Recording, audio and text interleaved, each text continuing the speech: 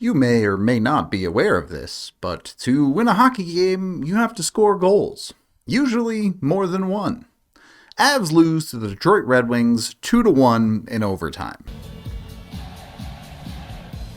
There is really not a ton to break down in this game. The only quality period the Avs played was the first period, and they failed to produce a goal in that period. That isn't to say the Avs played terribly through the rest of the game. They pretty consistently generated decent chances. They were just unable to finish all but one of them. And part of that is Alex Lyon playing very well, but part of that is the Avs' failure to execute on their own end. And there is no magic solution here. The Avs simply have to put the puck in the net better. You can't go out and solve this problem. A 2C doesn't fix the fact that the Avs can't put a puck in the back of the net, at least not on a grand scale. And it's frustrating because we've seen so often this season that the Avs are capable of winning games where they give up 4 goals by scoring 5 or 6 themselves. To have a night like this isn't uncommon. It's a thing that happens to all teams, but it is frustrating for it to happen to the Avs in a game where in regulation they themselves only give up 1 goal. The Avs just continue to find ways to lose games on the road. I will say credit to Justus Annunen though, coming in and playing great, gave the Avs a chance to win this game. And it was the goal scoring that let that guy down. I've been looking at a lot of backup goaltending statistics lately because we're working on a bunch of trade deadline videos for the Avs. And I got to tell you, none of those goaltenders are going to have better statistics than Justus Annunen. You can have other reasons for wanting to go out and get a backup goaltender, but statistically, Annunen's going to do as well as any of them. In this game, though, the one goal the Avs do score comes first. It is 5 minutes into the second period, though. Initially, Jack Johnson just gets the puck to MacKinnon, generally a good thing to do, and Detroit does not defend this well. MacKinnon's able to create a chance all by himself that ultimately does not go in the net. From there, the Avs are able to track the puck and maintain possession, and you get a great little give-and-go play here from MacKinnon to Mikko. MacKinnon then takes the open spaces. Honestly, I don't think Detroit defends this particularly well. You have a late commit to Mikko Rantanen, and that perfectly opens up a lane for Nathan MacKinnon. Just a bit of a half-second late situation for Detroit, and Mikko abuses that, gets it to MacKinnon, and MacKinnon catches Lyon just cheating off of the near post. 1, that's a sick goal. 2, that's a team goal. The shift before that, the Avs' third line, or whatever number you want to call the Colton Wood O'Connor line, dominates Detroit in their own zone. That gets them tired. It puts the top line in a situation to be effective. The Avs did a good job scoring that goal.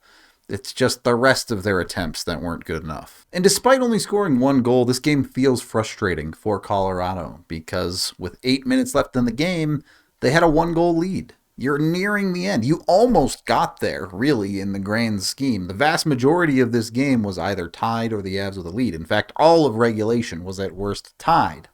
And the Avs are the team that failed to get 2 points out of this game. Is this some grand disaster that deigns the Avs as a terrible team? No. Is it incredibly frustrating? Yes. And maybe one of the Avs' biggest problems right now is they have to keep themselves out of the box. I don't care if the refs are calling it tight. I don't care if things are being a little bit questionable here and there. You don't end up in the box as often as the Avs have lately without taking some penalties. And it's those penalties that ultimately cost them a regulation win. Detroit resetting up high on their power play. They're using this near wall to work off of as this puck gets down to Perron. You see the Avs do a lot of halfway defending. Cale Makar halfway takes Perron as the puck carrier and halfway gets into the passing lane. Zach Parise halfway puts his stick into the passing lane to the middle and Larkin. And on the back end, Artturi Lehkonen halfway comes over to take the body of Larkin, but none of them fully commit to this defense. So when this pass gets made by Perron, it goes through Makar and straight to Larkin, with Parise now a little bit too far away to do anything, and Lehkonen, not able to activate his body at all, has to desperation poke check. So the Avs halfway covered Larkin, but didn't do so in any meaningful way, and that's how the puck ends up in the back of your net. I do think it seems like the Avs should be a little bit more active in preventing the puck from getting to the most dangerous area on the ice in their PK, but ultimately it's still a PK. You have to give up something. Even then, they barely get this game to overtime because they take a penalty late in the game, with a bit of it spilling over into the overtime. And it takes an unbelievably good Eustace Annunen save in the dying seconds of the game to even get the Avs 1 point out of this game. Now, somehow they do manage to kill that penalty, including the overtime portion of it, but the Avs just do so many things so often to make their life harder than it has to be. 3-on-3 is what it is. The Avs top players have not been particularly good at it for years. Sometimes their unbelievably high-end talent can overcome that, but most of the time it doesn't, and the Avs ultimately end up giving up the game-winning goal. After what has actually been a pretty back-and-forth overtime, Detroit gets this possession in the offensive zone. You see them circle a few times, and eventually the Avs mess up a handoff. This is a clean move here where Taves sticks with his man, who is Larkin, that eventually gets the puck. And you see this rotation come through where Larkin cuts to MacKinnon's side of the ice. Now, MacKinnon is expecting a handoff here. He's expecting Taves to give the puck carrier to him and take Patrick Kane cutting out high in the zone. Taves is not handing this guy off. He sticks with Larkin the whole way, and suddenly you have two guys defending the same guy. I don't know the Avs system. It's possible that Taves is in the wrong here, but it looks rough on MacKinnon when this pass gets dropped behind by Larkin, and MacKinnon is the one to turn and realize that Patrick Kane is entirely uncovered, and that's how you lose a hockey game.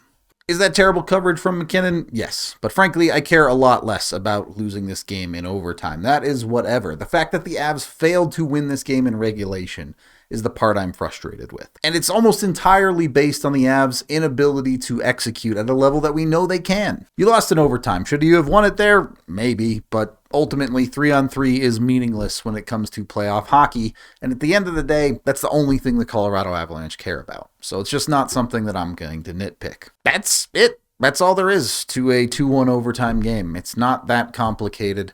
Avs got to execute better offensively. That is the end of this game video review. Thank you for watching. Head on over to thednvr.com for all of our coverage. I am Rudo, and Cale Makar, please come back.